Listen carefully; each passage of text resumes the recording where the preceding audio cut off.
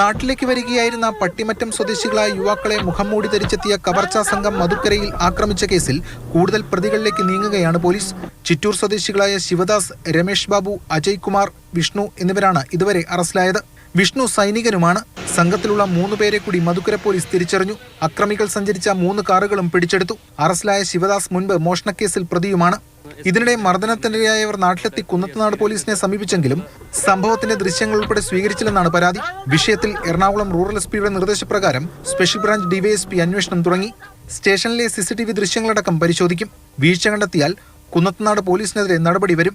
ശക്തമായ നടപടി വേണമെന്ന് പരാതിക്കാരും ആവശ്യപ്പെട്ടു. ഇത്ര സീരിയസ് ആയിട്ടൊരു ഇഷ്യൂ നാട്ടിൽ നടന്നിട്ട് അത് സ്വീകരിക്കാത്തതിൽ നല്ല ബുദ്ധിമുട്ടുണ്ട്. അപ്പോൾ അതെന്തായാലും എസ്.പിനെ സൂചിപ്പിക്കണം തന്നെയാണ് ഞാൻ പറഞ്ഞത്. എന്നാലാണ് നാളെ മറ്റുള്ളവർക്ക് ഇത് ഗതികേട് വരാണ്ടിരിക്കുകയുള്ളൂ.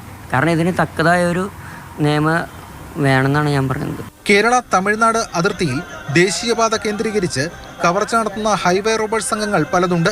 ഇതിൽ ഉൾപ്പെട്ടവരാണ് പ്രതികളെന്നാണ് സംശയം. കുഴൽപ്പണം കൊണ്ടുവരുന്ന വാഹനമെന്ന് തെറ്റിദ്ധരിച്ചാണ് ഇവർ ആക്രമണം നടത്തിയെന്ന നിഗമനവും പോലീസിനുണ്ട്. നിലവിൽ അറസ്റ്റിലായവരെല്ലാം മലയാളികളാണ്. പ്രതികളെ കേന്ദ്രീകരിച്ച് വിശദമായ അന്വേഷണം കേരള തമിഴ്നാട് പോലീസ് യൂണിറ്റുകൾ നടത്തുന്നുണ്ട്. കൂടുതൽ പേർ ഉടൻ വലയിലാകുമെന്നാണ് അറിയുന്നത്.